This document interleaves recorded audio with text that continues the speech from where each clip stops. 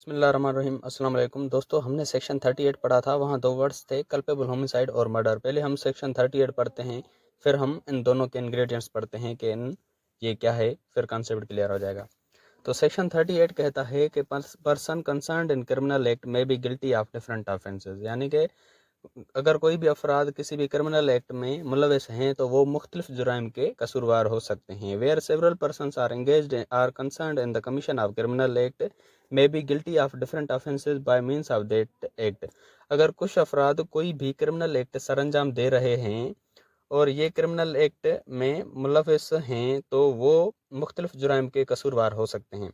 अब नीचे मिसाल दिया गया है कि A attacks Z under such circumstances of grave provocation that his killing of Z would be only culpable homicide not amounting to murder। इसमें कहता है कि ए ने जेड पे हमला किया। हमला इसलिए किया क्योंकि जेड ने उसको ग्रेव प्रोवोकेशन पैदा किया वहाँ, यानी कि ग्रेव प्रोवोकेशन यानी कि ए को उकसाया, ए को गुस्सा दिलाया या ऐसी सिचुएशन पैदा की जिससे ए को गुस्सा आया। उसके नतीजे में ए ने जेड पे अटैक किया और ए को मार दिया।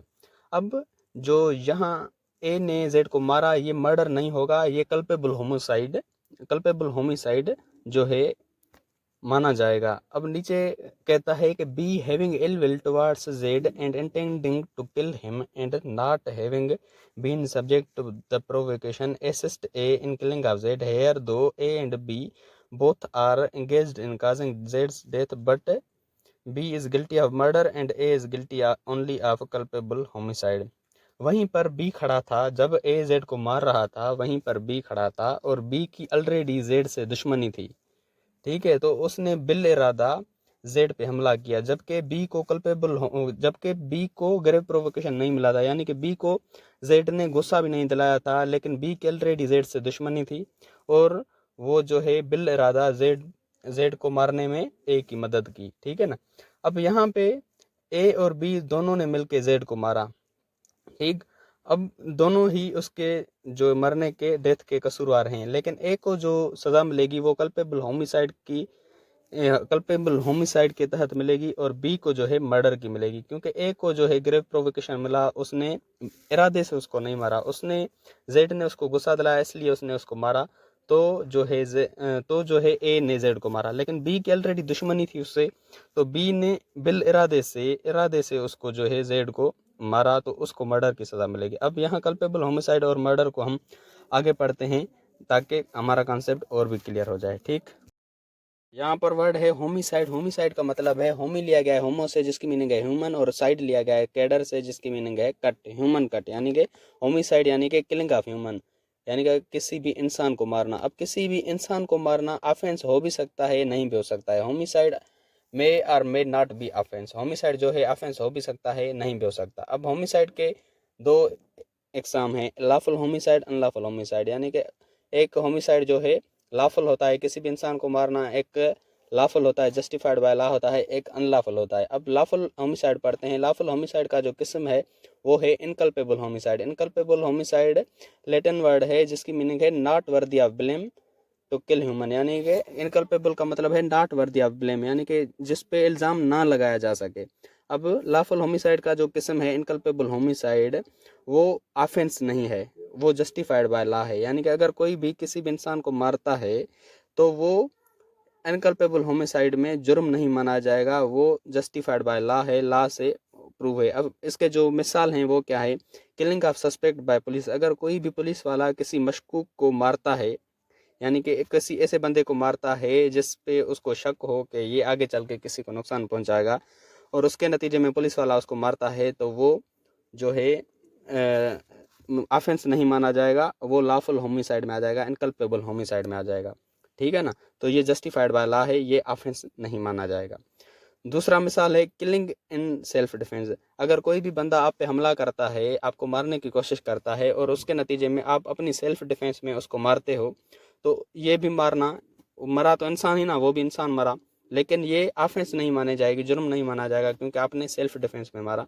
ये लॉफुल होमिसाइड है, और लॉफुल होमिसाइड का इनकल्पेबल होमिसाइड किस्म है। ठीक, यानी कि अगर कोई भी पुलिस वाला किसी मशकूक को मारता है तो वो भी इनकल्पेबल होमिसाइड में आ जाएगा, ऑफेंस नहीं मानी जाएगा। और कोई भी सेल्फ डिफेंस में किसी को मारता है तो वो भी ऑफेंस नहीं माना जाएगा, इनकल्पेबल होमिसाइड में आ जाएगा। एक दूसरा कॉन्सेप्ट है जो कि दूसरे मुल्कों में अप्लाई किया जाता है, पाकिस्तान में नहीं है और इस्लाम में भी जायज़ नहीं है, यूथनेजिया यानी कि mercy killing, relieve someone from pen.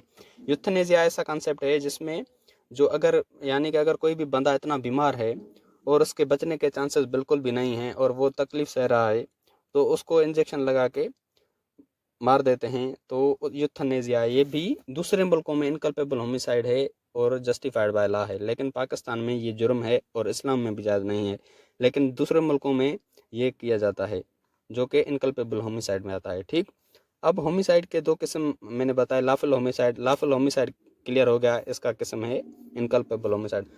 दूसरा होमिसाइड का किस्म है अनलॉफुल होमिसाइड। अनलॉफुल होमिसाइड जो है वो ऑफेंस माना जाता है, नॉट जस्टिफाइड बाय लॉ है, ये जुर्म है। अब अनलॉफुल होमिसाइड के जो किस्म हैं वो तो बहुत ज़्यादा हैं, लेकिन यहाँ कल्पेबल होमिसाइड और मर्डर को हम जो है पढ़ेंगे। ठीक, अब अनलॉफुल होमिसाइड के दो इकसाम हैं, कल्पेबल होमिसाइड और मर्डर।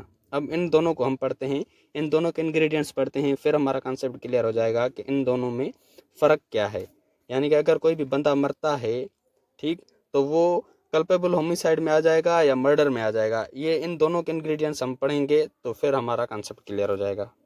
अब हम मर्डर और कल्पेबल होमिसाइड के इंग्रेडिएंट्स पढ़ेंगे, फिर जो है हमारा कॉन्सेप्ट क्लियर हो जाएगा कि अगर कोई भी बंदा मरा है तो वो मर्डर है या कल्पेबल होमिसाइड है। अब मर्डर के हम पहले इंग्रेडिएंट्स पढ़ते हैं कि मर्डर में जो अगर कोई भी किसी बंदे को मारता है तो उसका वहाँ इंटेंशन होता है, इंटेंशन ऑफ काजिंग डेथ, उसको मारने का इंटेंशन होता है। दूसरा इंग्रेडिएंट्स वो बॉडीली इंजरी उसको पहुंचाता है, bodily injury sufficient to cause death, उसको इतनी बॉडीली इंजरी पहुंचाता है कि उसकी जो डेथ है वो तय है, यानी कि इतनी ज़्यादा बॉडीली इंजरी उसको पहुंचाता है। तीसरा इंग्रेडिएंट है उसको नॉलेज होती है कि that act is sufficiently dangerous to cause death, उसको ये नॉलेज होती है कि मैं जो ये एक्ट इस्तेमाल कर रहा हूँ ये इतना डेंजरस है, सफिशिएंट डेंजरस यानी कि काफ़ी डेंजरस है जिससे इसकी डेथ काज हो सकती है। ये तीसरा इंग्रेडिएंट। और चौथा इंग्रेडिएंट प्री मेडिटेट होता है, यानी कि अगर कोई भी मर्डर करता है तो वो पहले से ही सोच के उसका मर्डर करता है। और चौथा इंग्रेडिएंट्स उनको जो है नॉट प्रोवोकेशन उसको नहीं मिलती, यानी कि उसको कोई गुस्सा वगैरह नहीं दिलाता, वो बिल इरादे से उसका मर्डर करता है। ये इंग्रेडिएंट्स हो गए मर्डर के। अब हम कल्पेबल होमिसाइड के जो है इंग्रेडिएंट्स पढ़ते हैं। कल्पेबल होमिसाइड में भी जो किसी बंदे को मारता है उसका इंटेंशन होता है, इंटेंशन ऑफ काजिंग डेथ, और वो उसको बॉडीली इंजरी पहुंचाता है, that will likely to cause death, यानी कि इतनी मतलब ज़्यादा बॉडीली इंजरी नहीं पहुंचाता, इतनी बॉडीली इंजरी पहुंचाता है जिससे उसकी डेथ काज हो सकती है। और तीसरा इंग्रेडिएंट्स कल्पेबल होमिसाइड का ये है कि उसको नॉलेज होती है कि that such act will likely to cause death, जो वो एक्ट कर रहा है उससे उसकी डेथ काज हो सकती है, ये भी उसको नॉलेज होती है। और जो चौथा इंग्रेडिएंट है वो नॉट प्रीमेडिटेट, जो कल्पेबल होमिसाइड यानी कि कोई बंदा अगर किसी को मारता है तो वो पहले सोच समझ के उसको नहीं मारता, उसको गुस्सा दिलाता है, हीट ऑफ पैशन वहाँ अगला बंदा पे, जैसे मैंने आपको बताया कि जेड ने ए को गुस्सा दिलाया इसलिए जेड ने उसको मारा, यानी कि हीट ऑफ पैशन वहाँ अगला बंदा पैदा करता है, उसके नतीजे में वो उसको मारता है, यानी कि उसको प्रोवोक करता है और हीट ऑफ पैशन वहाँ पैदा करता है, उसको गुस्सा दिलाता है, इसके नतीजे में उसको मारता है। अब जो इंग्रेडिएंट्स कल्पेबल होमिसाइड में हैं वो सारे मर्डर में हैं, लेकिन जो मर्डर में है वो सारे कल्पेबल होमिसाइड में नहीं है। ठीक, अब इन दोनों के इंग्रेडिएंट्स तकरीबन सेम हैं, यानी कि मर्डर में भी इंटेंशन ऑफ काजिंग डेथ होता है, कल्पेबल होमिसाइड में भी होता है। मर्डर में भी बॉडीली इंजरी होती है और कल्पेबल होमिसाइड में भी होती है। मर्डर में भी उसको नॉलेज होती है कि इसके एक्ट की वजह से उसकी डेथ काज हो सकती है, कल्पेबल होमिसाइड में भी नॉलेज होती है कि इसके एक्ट की वजह से उसको जो है उसकी जो है मौत वाक़ई हो सकती है। अब डिफरेंस क्या है? अब इनमें डिफरेंस ये है कि मर्डर में जो बंदा किसी इंसान को मारता है, जो उसका इंटेंशन ऑफ काजिंग डेथ होता है हायर डिग्री ऑफ इंटेंशन होता है। ठीक, और कल्पेबल होमिसाइड में उसका लोअर डिग्री ऑफ इंटेंशन होता है। बॉडीली इंजरी जो उसको पहुंचाता है, higher degree of bodily injury उसको पहुंचाता है, यानी कि इतनी ज़्यादा पहुंचाता है कि उसकी मौत तय है। और कल्पेबल होमिसाइड में वो इतनी ज़्यादा उसको इंजरी नहीं पहुंचाता, यानी कि lower degree of bodily injury. और मर्डर में नॉलेज जो है वो भी हायर डिग्री ऑफ नॉलेज उसको होती है, यानी कि उसको इतनी नॉलेज होती है कि मैंने इतना खतरनाक एक्ट किया है जिससे उसकी डेथ काज हो सकती है। और कल्पेबल होमिसाइड में वो जो है लोअर डिग्री ऑफ नॉलेज होती है और वो इतना खतरनाक एक्ट नहीं करता जिससे उसकी डेथ काज हो सकती है। यानी कि इन दोनों में फ़र्क यही है कि उसमें हायर डिग्री ऑफ इंटेंशन होता है, बॉडीली इंजरी हायर डिग्री होती है और इसमें लोअर डिग्री होती है। यानी कि इनमें डिग्री का फ़र्क है, ठीक। और नीचे जो फ़र्क हैं उसमें जो मर्डर में प्रीमेडिटेट होता है वो सोच समझ के उसको मारता है, और कल्पेबल होमिसाइड में नॉट प्रीमेडिटेट होता है, यानी कि वो पहले से सोच के नहीं आता कि मुझे इसको मारना है, बस मारता उसको इसलिए है कल्पेबल होमिसाइड में कि उसको ग्रेव प्रोवोकेशन मिलती है, हीट ऑफ पैशन होता है, यानी कि उसको वो अगला बंदा उकसाता है कल्पेबल होमिसाइड में, इसलिए वो उसको मारता है। मर्डर में अगला बंदा उसको प्रोवोक नहीं करता, कोई गुस्सा नहीं दिलाता। तो ये दोनों में फ़र्क है। उसमें जो है नॉट ग्रेव प्रोवोकेशन नहीं मिलती उसको मर्डर में, और कल्पेबल होमिसाइड में जो है ग्रेव प्रोवोकेशन मिलती है, जैसे मैंने पहले मिसाल में आपको बताया सेक्शन 38 वाले मिसाल में, ठीक। अब जो जो इंग्रेडिएंट मर्डर में हैं वो सारे कल्पेबल होमिसाइड में हैं, लेकिन जो कल्पेबल होमिसाइड में हैं वो सारे मर्डर में नहीं हैं। इसलिए ऐसा कहा जाता है कि all murders are culpable homicide but all culpable homicides are not murder. तो इसलिए अक्सर ऐसा कहा जाता है कि अगर कोई भी बंदा मरता है और वो मर्डर नहीं है तो ऐसा कहा जाता है कि culpable homicide not amounting to murder, लेकिन अगर वो मर्डर होता है तो ऐसा कहा जाता है कि culpable homicide amounting to murder. तो ये दोनों में फ़र्क होता है। और एक वर्ड है इन्फेंटिसाइड, इसका मतलब है टू किल चाइल्ड, किसी भी बच्चे को मारना। वो बच्चा जो है अगर वो पेट में है या पेट से बाहर है, अगर वो कोई बंदा उस बच्चे को मारता है तो वो उन सिचुएशन के अंदर मर्डर भी हो सकता है, कल्पेबल होमिसाइड भी हो सकता है। दूसरा वर्ड है पेट्रीसाइड, यानी कि अगर कोई भी किलिंग टू फादर, यानी कि अगर कोई भी बंदा अपने वालिद को मारता है तो वो पेट्रीसाइड कहलाएगा। वो भी मर्डर में भी आ सकता है, कल्पेबल होमिसाइड में भी आ सकता है। वो इंग्रेडिएंट्स देखे जाएंगे कि उस पर मर्डर वाले इंग्रेडिएंट्स मैच होते हैं या कल्पेबल होमिसाइड वाले उस पर अप्लाई होते हैं। तो पेट्रीसाइड यानी कि कल्पेबल होमिसाइड भी हो सकता है, मर्डर भी हो सकता है, ठीक। और दूसरा है मेट्रीसाइड, यानी कि किलिंग हस्बैंड, अगर कोई भी अपने शोहर को मारता है, कोई भी अपने शोहर को मारती है तो वो भी मर्डर भी हो सकता है, कल्पेबल होमिसाइड भी हो सकता है। पेट्रीसाइड यानी कि किलिंग फादर, मेट्रीसाइड किलिंग हस्बैंड, और इन्फेंटिसाइड यानी कि किलिंग चाइल्ड। और दूसरा वर्ड है सुसाइड। सुसाइड का मतलब है सू यानी कि सेल्फ, और साइड इस सेडर से लिया गया है जिसकी मीनिंग है कट। सुसाइड यानी कि सेल्फ कट यानी कि खुदकुशी। अब अक्सर ये सोशल मीडिया पे सवाल होता है कि वो कौन सा जुर्म है, अगर कोई बंदा करने में कामयाब हो जाता है तो उसको सज़ा नहीं मिलती, लेकिन अगर करने में नाकाम हो जाता है तो उसको सज़ा मिलती है। तो वो है सुसाइड, यानी कि अगर कोई बंदा करता है लेकिन नाकाम हो जाता है तो उसको सज़ा सेक्शन 325 के तहत, पीपीसी के तहत मिलेगी, लेकिन अगर वो कामयाब हो जाता है, मर जाएगा, तो किसको सज़ा मिलेगी। तो ये है सुसाइड। यहाँ पर दो और वर्ड्स हैं, जेनोसाइड और मसाकर। दोनों का मतलब है किलिंग ग्रुप ऑफ पीपल या नंबर ऑफ पीपल, यानी कि किसी भी ग्रुप ऑफ पीपल को मारना।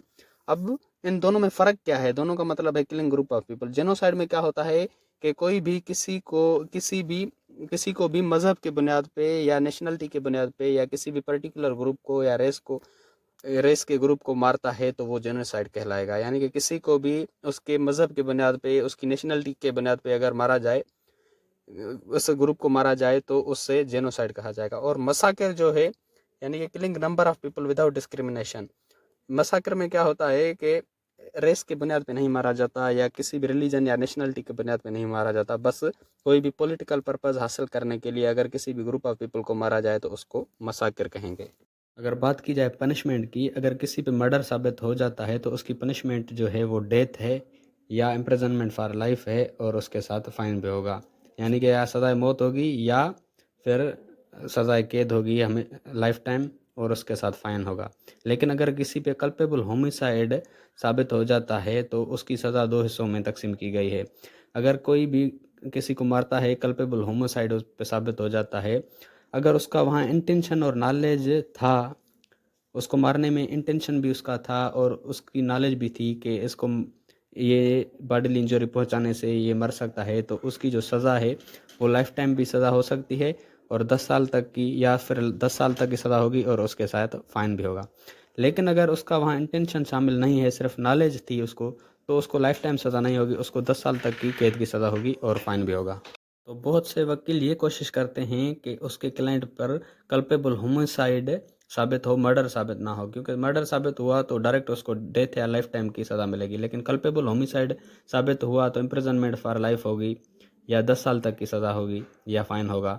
तो वो कोशिश यही करते हैं कि उस पर कल्पेबल होमिसाइड साबित हो।